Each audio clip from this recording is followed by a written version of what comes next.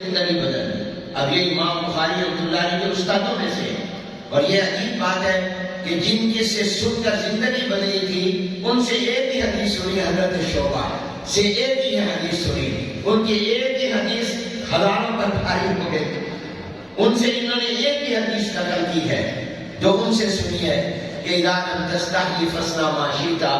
باقی حدیثیں یہ دوسرے محدثین سے سنی اور پڑھی اور نقل کرتے ہیں، اور امام مالک رحمۃ اللہ علیہ کے تو ممتاز اور خاص شاگردوں میں سے ہیں، اور بخاری شریف میں ان کا نام کئی جگہ پر آتا ہے۔ امام بخاری کے استاد ہیں عبداللہ بن مسلمہ قانبی۔ تو معلوم ہوا کہ دین کی کوئی ایک بات کی اگر انسان توجہ سے سن لے اور وقت قبولیت کا ہو تو وہ انسان کی زندگی کی کایا پلٹ دیتی ہے۔ تو دین کی کوئی بات کسی لمبی چوڑی تقریر کی محتاج نہیں ہوا کرتی۔ تو ایک ہی بات اللہ نے دل میں ڈالی، وہ عرض کرتا ہوں کہ جناب نبی کریم حضور اکرم صلی اللہ علیہ وآلہ وسلم کی سنت کا اتباع اور ہر کام اللہ کی رضا کے لیے کرنا، یعنی اخلاص اور اتباع سنت، یہ تمام نیکیوں و عبادتوں کی قبولیت کی ضمانت ہے۔ اگر میں چاہتا ہوں کہ میری نماز قبول ہو، میری دعائیں قبول ہوں، میرے تمام کام و نیک اعمال اللہ کی بارگاہ میں قبول ہو جائیں، تو اس کی دو ہی شرطیں ہیں۔ نمبر ایک، پہلے تو اس بات کا اطمینان کر لو کہ واقعی یہ دین کی بات ہے، یہ صحیح ہے۔ جب معلوم ہو جائے کہ یہ صحیح بات ہے تو پھر وہ کام اللہ کی رضا کے لیے کرو، حضور علیہ السلام کے طریقے پر کرو، وہ قبول ہی قبول ہو جائے۔ اللہ کی رضا کے لیے ہو، اخلاص اس میں ہو، اور حضور علیہ السلام کی سنت کا اتباع، یہ دو چیزیں جس میں ہوں گی وہ گارنٹی ہے کہ قبول ہو جائے۔ امام غزالی رحمۃ اللہ علیہ کا انتقال ہوا تو اللہ نے پوچھا امام غزالی کیا آخرت کے لیے لے کر آئے ہو؟ تو امام غزالی نے اپنی عبادت اور دین کی خدمت جو کی تھی وہ پیش کی۔ فرمایا یہ تو سب ہم نے دنیا میں اس کا بدلہ دے دیا، آخرت میں کوئی ہے تو بتاؤ۔ تو انہوں نے کہا کہ اللہ میرے تو انہی پر بھروسہ تھا۔ فرمایا تمہاری ایک نیکی ایسی ہے جو تمہیں بھی معلوم نہیں ہے، جو تمہیں یاد بھی نہیں ہے، تمہارا اس طرف دھیان بھی نہیں ہے، کیونکہ تمہاری نظر میں وہ معمولی نیکی تھی، مگر ہمارے ہاں وہ بہت بڑی تھی، کیونکہ تم نے ہمارے لیے کی تھی۔ جس دن تم نے یہ نیکی کی تھی ہم نے اسی لمحے فیصلہ کر لیا تھا کہ ہم تمہیں جنت میں داخل کریں گے۔ اللہ کیا نے کی؟ فرمایا ایک مرتبہ تم لکھ رہے تھے اور کانے اور لکڑی کی قلم تھی، تم نے دوات میں ڈال کر سیاہی اس سے لے کر کاغذ پہ رکھا لکھنے کے لیے، ایک مکھی آئی پیاسی تھی، وہ تمہارے قلم کے اگلے حصے پر بیٹھ کر سیاہی کو چوسنے لگ گئی، تمہاری نظر پڑی، تم نے اپنا ہاتھ روک دیا، لکھنا بند کر دیا کہ یہ مکھی میری سیاہی کتنی چوس لے گی، یہ چوس لے اپنی پیاس بجھا لے، یہ پیاسی ہے، میں دوبارہ دوات میں قلم ڈال کر سیاہی لے کر لکھ لوں گا۔ ہم نے سوچا کہ امام غزالی یہ مکھی پر ترس کھا رہے ہیں، حالانکہ مکھی کا ان پر کوئی احسان نہیں اور مکھی ان کو کچھ دے نہیں سکتی، تو یہ اس مکھی کا خیال کریں، ہم خالق ہو کر امام غزالی کا خیال نہ کریں۔ بس ہم نے اسی وقت فیصلہ کر لیا کہ ہم تمہیں جنت میں داخل کریں۔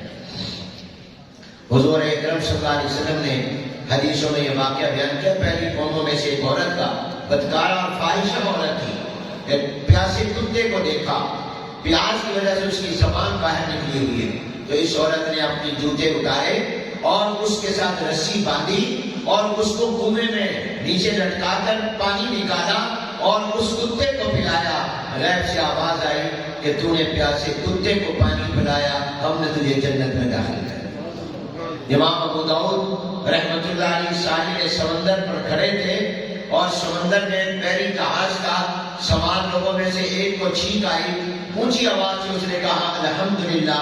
امام ابو داؤد رحمۃ اللہ علیہ نے سوچا اگر میں اس کے جواب میں یرحمک اللہ یہیں کھڑے کھڑے کہوں گا تو وہاں تک آواز نہیں جائے گی۔ ایک کشتی پاس کھڑی تھی، اس کشتی کے ملاح سے مالک سے کہا بھائی مجھے ذرا اس سمندر میں جو آگے جہاز کھڑا ہے اس کے قریب لے جاؤ۔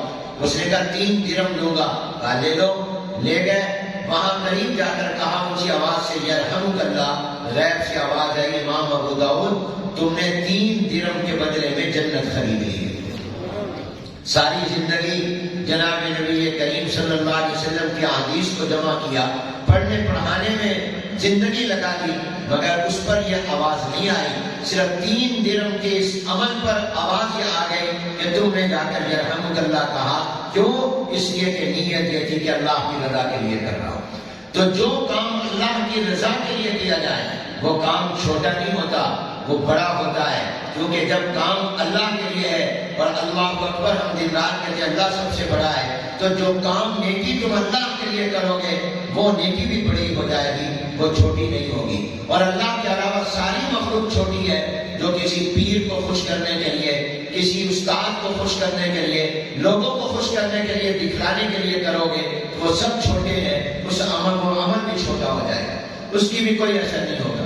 آپ اخلاص دیکھیے کہ دیوبند میں حضرت مولانا محمود الحسن ایک استاد تھا, اس کا نام بھی محمود, شاگرد کا نام بھی محمود. انہوں نے دارالعلوم کی بنیاد کہاں رکھی؟ کسی عمارت اور بلڈنگ میں انار کے درخت کے نیچے. کتاب لے کر بیٹھے, پڑھنا شروع کیا. استاد بھی محمود, شاگرد بھی محمود, انار کے درخت کے نیچے. اللہ نے ایسا قبول کیا کہ اس کو دارالعلوم دیوبند بنایا اور پوری دنیا میں اس کا فیض پھیلا. کوئی ملک ایسا نہیں جہاں بلا واسطہ بل واسطہ دارالعلوم دیوبند کا فیض نہ پہنچاؤ. یہ کس وجہ سے؟ اخلاص کی وجہ سے. حضرت مولانا محمد الیاس رحمۃ اللہ علیہ نے دین کا کام شروع کیا بستی نظام الدین میں. آج تو وہ دہلی شہر کا حصہ بن گئی ہے, دہلی کی آبادی بڑھ گئی ہے, شہر پھیل گیا ہے. مگر اس زمانے میں وہ دہلی سے باہر ایک بستی تھی, اس کا نام ہی بستی تھا, اس لیے بستی نظام الدین کہتے ہیں. مولانا الیاس نے اللہ کی رضا کے لیے دین کی دعوت اور تبلیغ کا کام شروع کیا. مولانا الیاس کے پاس کوئی حکومت نہیں, کوئی ریاست نہیں, کوئی سلطنت نہیں, کوئی ملک نہیں, کوئی ان کے پاس میڈیا نہیں, ذرائع ابلاغ نہیں, کوئی ٹیلی ویژن اخبار ان کے پاس نہیں, کوئی بھی دولت ان کے پاس نہیں ہے اور مادی وسائل ان کے پاس نہیں ہے. مگر اللہ کی رضا کے لیے کام شروع کیا. دنیا کا کوئی ملک ایسا نہیں ہے جہاں مولانا الیاس کا لشکر نہ پہنچا ہو اور ان کا یہ دعوت اور تبلیغ کا کام نہ پہنچا ہو. کیا مسلمان, کیا غیر مسلم, ہر ملک میں پہنچا. کیا تھا؟ یہ حضرت مولانا محمد الیاس رحمۃ اللہ علیہ کا اخلاص تھا. حکیم الامت مجدد الملت والدین حضرت مولانا محمد اشرف علی تھانوی رحمۃ اللہ علیہ نے 1000 سے زائد کتابیں لکھی ہیں. اور اس خانقاہ میں, تھانہ بھون میں گیا ہوں, وہاں بستی نظام الدین بھی گیا ہوں, دیوبند بھی گیا ہوں. وہاں خانقاہ تھانہ بھون میں جس کمرے میں بیٹھ کر حضرت تھانوی رحمۃ اللہ علیہ نے 1000 سے زیادہ مختلف فنون و علوم پر کتابیں لکھی ہیں, اور ہر کتاب کے سینکڑوں صفحات, ہزاروں صفحات ہیں. حضرت تھانوی کا وہ کمرہ کتنا لمبا چوڑا تھا, اتنا اس کی لمبائی چوڑائی ہے جتنی قبر ہوتی, قبر کی جتنا لمبا چوڑا, اس سے بڑا نہیں ہے. لیکن اللہ نے حضرت تھانوی رحمۃ اللہ علیہ کا کتنا فیض پہنچایا, کتنے لوگوں کی زندگیاں بدلی ہیں. رائے پور گیا ہوں, حضرت رائے پوری رحمۃ اللہ علیہ. گنگوہ گیا ہوں, حضرت گنگوہی کا گاؤں دیکھا ہے. جلال آباد گیا ہوں, نانوتا گیا ہوں, حضرت نانوتوی رحمۃ اللہ علیہ کے. وہاں یہ تمام بے آباد جگہ تھی. یہ دنیا کے اعتبار سے کوئی خوبصورت, کوئی ترقی یافتہ علاقے نہیں ہے, لیکن اخلاص کے ساتھ وہاں بیٹھے اللہ نے جنگل کو منگل بنایا اور ان کے درد اور فکر کو پوری دنیا میں پہنچا دیا, اور جگہ جگہ ان کا پیغام پہنچ گیا, آج بھی پہنچ رہا ہے اور انشاءاللہ قیامت تک پہنچتا رہے گا. یہ کیا تھا؟ یہ اخلاص تھا. کہتے ہیں کہ یہ جو جگہ جگہ مسجدیں بن رہی ہیں, دنیا میں بن رہی ہیں, اور آپ تو پاکستان دیکھتے ہیں, ہم نے تو دنیا کے 60 ملک دیکھے ہیں, اور ان کے اندر وہ ملک بھی دیکھے ہیں جو مسلمان جہاں زیادہ نہیں ہے, بہت بڑی تعداد میں آٹے میں نمک کے برابر ہوں گے, وہاں بھی الحمدللہ مسجدیں موجود ہیں. اور اب تو کتنے چرچ ہیں ایسے جن کو مسلمانوں نے خرید کر مسجدیں میں تبدیل کر دیا ہے. یہ کیا ہے؟ کہتے ہیں یہ حضرت ابراہیم علیہ السلام کے اخلاص ہے. بیت اللہ کی آبادی اور بیت اللہ کی یہ شاخیں جو مسجدیں بن رہی ہیں, یہ تمام کے تمام نتیجہ ہے حضرت ابراہیم علیہ السلام کے اخلاص. صفہ چبوترے پر جو مدرسہ شروع ہوا، اس سے پہلے دار ہرا سے جو مدرسہ شروع ہوا، جو دار ارقم میں آیا، اور پھر پوری دنیا میں یہ مدرسے پھیل گئے، یہ اصل میں فیضان ہے اور یہ برکتیں ہیں اور یہ اعجاز ہے جناب نبی کریم حضور اکرم صلی اللہ علیہ وسلم۔ تو میرے دوستوں اور بھائیوں، جو کام بھی اللہ کی رضا کے لیے کیا جائے وہ کبھی کام چھوٹا نہیں ہوتا، وہ بڑا ہوا کرتا ہے۔ جو کام بھی کرو، بشر حافی ہے، جا رہے ہیں، ڈاکو ہیں، زندگی گناہوں میں گزر رہی ہے، چلتے ہوئے نظر پڑی ایک کاغذ کے ٹکڑے پر جس پر اللہ لکھا ہوا تھا۔ بشر حافی کے دل میں آیا کہ اس پر کسی کا پاؤں آ جائے گا، اس پر لفظ اللہ لکھا ہوا ہے، یہ اللہ کی بے ادبی ہو جائے گی، بے حرمتی ہو جائے گی۔ اس کاغذ کو اٹھا کر اونچی جگہ پر رکھ دیا۔ غیب سے آواز آئی، بشر حافی تو نے ہمارے نام کو اونچا کیا، ہم تجھے دونوں جہانوں میں اونچا کریں۔ فوراً دل پر چوٹ لگی، وہ کیسا رحمان ہے، اتنی سی نیکی پر اتنا نوازتا ہے۔ اگر میں توبہ کر کے گناہ کی زندگی چھوڑ کر نیک اعمال کر لوں، بے نمازی سے نمازی بن جاؤں، پھر وہ کتنی رحمتیں عطا کرے گا، وہ کتنا نوازے گا۔ توبہ کی، فوراً اپنے آپ کو بدلا تو ڈاکو سے ولی اللہ بن گئے۔ کس سے بن گئے؟ کیوں بن گئے؟ اخلاص۔ یہ قبولیت کیوں ہو گئے؟ اس لیے کہ وہ کام اللہ کی رضا کے لیے کیا۔ تو ہر وقت یہ نظر رکھا کرو کہ ہم نے جو کام بھی کرنا ہے وہ اللہ تعالیٰ کی رضا کے لیے کرنا ہے۔ سب سے زیادہ طاقتور کیا ہے؟ بعض لوگ کہتے ہیں سب سے زیادہ طاقتور پہاڑ ہے، اس لیے کہ پہاڑ اتنے طاقتور ہیں کہ سارے لوگ مل کر پہاڑ کو دھکا دیں، پہاڑ میں ذرہ برابر کوئی حرکت نہیں ہوتی۔ زمین کی حرکت کو پہاڑوں نے روکا ہوا ہے، یہ زمین پر چلنا مشکل ہو جاتا اگر پہاڑ نہ ہوتے۔ تو پہاڑ اتنے طاقتور ہیں کہ انہوں نے زمین کی حرکت کو روکا ہوا ہے، تبھی ہمارا نظام چل رہا ہے۔ تو بعض لوگ کہتے ہیں کہ سب سے زیادہ طاقتور پہاڑ ہے، دوسروں نے کہا نہیں، پہاڑوں سے بھی کوئی طاقتور چیز ہے؟ کہا اس سے بھی زیادہ طاقتور ہے۔ اس سے طاقتور کیا؟ لوہا۔ یہ لوہا اور مشین کتنے بڑے بڑے پہاڑ توڑ دیتی ہے، یہ کتنے ٹرینوں کے ذریعے اور ایسی مشینری آ گئی ہے، پہاڑ کو توڑ کر وہاں روڈ بنا دیتے۔ آپ جائیں سعودی عرب میں، دنیا کے کئی ملکوں میں، وہاں پہاڑ نام و نشان اب نہیں ہے، اس کو توڑ دیتے۔ تو یہ لوہا جو ہے جو پہاڑ کو بھی توڑ دیتا ہے، یہ پہاڑ سے بھی زیادہ طاقتور ہے۔ لوہے سے بھی زیادہ طاقتور کوئی چیز ہے؟ کہاں لوہے سے بھی زیادہ طاقتور آگ ہے، جو اس لوہے کو بھی پگھلا دیتی ہے، لوہے کو بھی موڑ دیتی ہے، لوہے کو بھی نرم کر دیتی ہے۔ لوہے کو نرم کرنا ہو تو پھٹی میں ڈال دیتے ہیں۔ تو لوہے سے بھی زیادہ طاقتور آگ ہے۔ آگ سے بھی زیادہ طاقتور کوئی چیز ہے؟ کہاں آگ سے بھی زیادہ طاقتور ہے، کیا ہے؟ کہاں آگ سے زیادہ طاقتور پانی ہے، جو جتنی تیز آگ کیوں نہ ہو اس کو بجھا دیتا ہے۔ تو معلوم کہ آگ میں وہ طاقت نہیں جو پانی میں ہے۔ جس نے آگ کی طاقت ختم کر دی وہ آگ سے زیادہ طاقت والا ہوگا کہ پانی۔ بھئی پانی سے بھی زیادہ کوئی طاقتور چیز ہے؟ کہاں پانی سے بھی زیادہ طاقتور ہوا ہے، جو پانی کو بھی اڑا کر لے جاتی ہے۔ یہ جو بارش آتی ہے یہ کس نے اٹھائی ہوئی ہے؟ یہ ہواؤں نے تو اٹھائی ہوئی ہے۔ ہوائیں ٹھنڈی آتی ہیں، آپ کہتے ہیں ابھی بارش آئے گی، یہ ہوائیں ہوں گی جو پانی کو اٹھا کر لا رہی ہوں گی۔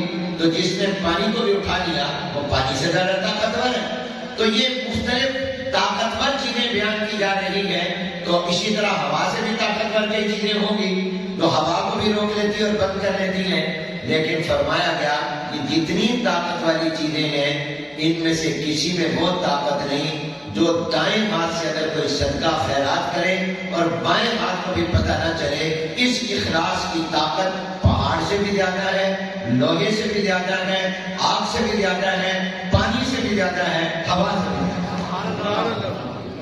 یہ ساری مخلوق ہے، جو کام تم نے خالق کے لیے کیا ہے اس کی طاقت سب سے زیادہ ہے۔ وہ نیکی، وہ عمل، وہ عبادت، وہ اچھا کام جو تم نے اللہ کی رضا کے لیے کیا ہو اس کی طاقت سب سے زیادہ ہے۔ تو میرے دوست اور بھائیوں، سب سے پہلی چیز اخلاص ہے۔ اس لیے امام بخاری رحمۃ اللہ علیہ نے اپنی کتاب میں سب سے پہلے جو حدیث مبارکہ ذکر کی وہ انما الاعمال بالنیات ہے کہ لوگوں اپنی نیت۔ آگے میں تمہیں عقیدہ اور ایمان بتاؤں گا، علم کی اہمیت بتاؤں گا تاکہ تم علم حاصل کرو۔ کتاب الوضو سے اعمال بتاؤں گا، شریعت کے احکام مسائل بتاؤں گا، اور آگے پوری زندگی بتاؤں گا، معاملات، معاشرت، آداب زندگی، اخلاق، اور اس سے پہلے علم اور عقائد، یہ تمام چیزیں بتاؤں گا، مگر ان کے پڑھنے کا فائدہ تمہیں تب ہوگا جب پہلے تم اپنی نیت ٹھیک کر لو۔ مولوی بننے کے لیے نہ پڑھنا، عالم بننے کے لیے نہ پڑھنا، اپنی تعریف و شہرت کے لیے نہ پڑھنا، اللہ کو راضی کرنے کے لیے پڑھنا۔ پہلا سبق یہ ہے انما الاعمال بالنیات، اور یہی ہوگا تو نتیجہ یہ نکلے گا کہ پھر قیامت کے دن جب اعمال تولے جائیں گے تو وہ وزنی ہو جائیں گے۔ وزن کس سے آئے گا؟ اخلاص سے آئے گا۔ اللہ نے یہ نہیں، حضور علیہ السلام نے نہیں فرمایا اعمال کو گنا جائے گا، نہیں فرمایا گنا نہیں ہے، یہ گنتے تو لوگ ہیں، کس کے ووٹ زیادہ، کس کے ووٹ کم، اللہ تعالیٰ گنیں گے نہیں، اللہ تعالیٰ تولیں گے۔ اللہ یہ دیکھیں گے کیسے ہیں، یہ نہیں دیکھیں گے کتنے ہیں۔ زیادہ نفل نہ ہو، 2 رکعت نفل اللہ کی رضا کے لیے ہو، وہ بھاری ہیں ان نفلوں پر جو 100 نفل ہو مگر اللہ کی رضا کے لیے نہ ہو، سنت کے مطابق نہ ہو۔ تو پہلی چیز میرے دوستو یاد رکھو، اخلاص ہے۔ جو کام بھی کیا کرو اللہ کی رضا کے لیے کرو، اللہ کی خوشنودی کے لیے کرو۔ آج دنیا کی تمام طاقتیں مل کر مدارس کو نقصان نہیں پہنچا سکی، اسلام کو نقصان نہیں پہنچا سکی، کیونکہ اسلام کی بنیاد اور مراکز اسلام کی بنیاد اخلاص سے اٹھی ہے۔ یہ اللہ کی رضا پر قائم ہوئے ہیں، اس لیے سب مٹ جائیں گے مگر یہ دین کے سلسلے نہیں مٹیں گے۔ جو پہلی چیز اخلاص ہے، اللہ کی رضا کے لیے کام کرنا، اور دوسری چیز اتباع سنت ہے کہ جو کام بھی کرو وہ اللہ کی رضا کے لیے کرو اور محمد الرسول اللہ صلی اللہ علیہ وسلم کے طریقے پر کرو۔ کھانا آپ کھا رہے ہیں اللہ کی رضا کے لیے، نماز پڑھ رہے ہیں اللہ کی رضا کے لیے، لیکن حضور کے طریقے پر پڑھو۔ اگر آپ نے نماز پڑھی ہے اور نیت باندھی ہے 4 یا 3 رکعت نماز کی، تو آپ دوسری رکعت میں آپ صرف التحیات پڑھیں گے، تشہد پڑھیں گے، اور پھر تیسری رکعت کے لیے کھڑے ہو جائیں گے۔ اب آپ درود نہیں پڑھیں گے۔ اگر آپ نے درود پڑھ لیا یا اتنا کہہ دیا اللہم صلی علی محمد، آپ پر سجدہ سہو واجب ہو جائے گا۔ آپ نے کھڑے ہونے میں دیر کر دی، آپ نے غلطی کی، جس عالم سے پوچھو وہ کہے گا سجدہ سہو۔ سوال یہ ہے کہ ہم نے کون سا گناہ کر لیا؟ درود پاک ہی تو پڑھا ہے جس کے پڑھنے سے 10 گناہ معاف ہوئے، 10 درجات بلند ہوتے ہیں، 10 نیکیوں میں اضافہ ہوتا ہے۔ وہ عبادت ہے جس کے بارے میں اللہ نے کہا فرشتے بھی کرتے ہیں، میں بھی کرتا ہوں، تم بھی کرو۔ ان اللہ و ملائکتہ یصلون علی النبی یا ایھا الذین آمنوا صلوا علیہ وسلموا تسلیما۔ اگر 3 رکعت یا 4 رکعت کے نمازی نے دوسری رکعت میں تشہد کے بعد درود شروع میں تھوڑا سا بھی پڑھ لیا، کیا غلطی ہو گئی؟ جو شریعت کہتی ہے کہ آپ اس غلطی کی تلافی کرو، تمہاری نماز میں نقصان آ گیا، اب آخر میں 2 سجدے سہو کے کرو، یہ کیوں تم نے درود پڑھا؟ یہ تو کوئی غلط کام تو نہیں کیا تھا۔ تو جواب یہ آئے گا اگرچہ درود پڑھنا تو عبادت ہے، بڑی عبادت ہے، بہت بڑا اجر و ثواب ہے، 10 گناہ معاف، 10 درجات بلند، 10 نیکیوں میں اضافہ ہوتا ہے، مگر میرے پیغمبر کا طریقہ یہ ہے کہ 4 یا 3 رکعت والی نماز ہوئی تو حضور نے دوسری رکعت میں نہیں پڑھی، صرف تشہد پڑھا، کھڑے ہو گئے، آخری رکعت میں درود پڑھا، چونکہ تم نے حضور کے طریقے کے خلاف کیا ہے، اس لیے اس پر کوئی ثواب نہیں ملے۔ کوئی بیت اللہ کا خانہ کعبہ کا طواف کر رہا ہے، کمزور آدمی 7 چکر کریں، میں تو طاقتور ہوں، میں تو 8 چکر کروں گا، 9 اور 10 کروں گا۔ تو اگرچہ طواف عبادت ہے اور ایسی عبادت ہے جو سوائے مکے کی دنیا میں کہیں نہیں ہوتی، لیکن آپ نے جب اس عبادت کو بھلے اللہ کی رضا کے لیے کر رہے ہو، اللہ کو خوش کرنے کے لیے کر رہے ہو، مگر محمد الرسول اللہ کے طریقے پر نہیں کر رہے، سنت پر نہیں کر رہے، تمہارا یہ طواف عبادت نہیں بنے گا۔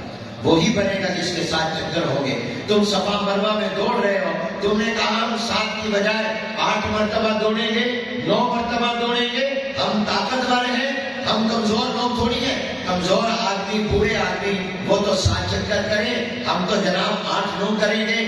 تو آپ کا یہ بھلے اللہ کی رضا کے لیے ہو اور خوش کرنے کے لیے اللہ کو ہو، لیکن آپ نے سونے پیغمبر کے سونے طریقے پر نہیں کیا، حضور کے طریقے اور سنت پر نہیں کیا، آپ کا یہ صفا مروہ کے درمیان دوڑنا ثواب نہیں بنے گا، عبادت نہیں بنے گا۔ آپ نے شیطان کو کنکریاں ماری حج پر، حج میں جا کر آپ نے کہا میں 60 کنکریاں نہیں، یہ ہمارا دشمن ہے، دغا خان کرے گا، اولودا پٹھے گا، ہمارے دادا بابا آدم کو اس نے گمراہ کیا، ہمارا دشمن ہے، میں تو اس کو جھوٹے ماروں گا، میں تو اس کو بڑے بڑے پتھر ماروں گا، 7 کی بجائے 8 یا 9 ماروں گا۔ اگرچہ آپ اللہ کی محبت میں شیطان کی دشمنی میں کر رہے ہیں، لیکن حضور اکرم صلی اللہ علیہ وسلم کے کیے اور بتائے ہوئے طریقے کے خلاف کر رہے ہیں۔ آپ کا شیطان کو یہ کنکر مارنا عبادت نہیں بنے گا، وہ تبھی بنے گا جب آپ صاف کریں گے، اور اتنا جتنا حضور نے جتنا کنکر مارا، چنے کے برابر چھوٹا سا کنکر جب وہ ماریں گے تو آپ کے وہ اللہ کی رضا کے لیے بھی ہوگا، سنت کے مطابق ہوگا۔ اذان ہم دیتے ہیں 5 وقت کی، اور اذان کہ بس کوئی مؤذن کہے میں تو جی اللہ کی محبت میں، اور حضور نے فرمایا ہر اچھا کام بسم اللہ پڑھ کر شروع کرو، لہذا کل سے میں جب اذان دوں گا تو پہلے پڑھوں گا بسم اللہ الرحمن الرحیم، پھر کہوں گا اللہ اکبر اللہ اکبر۔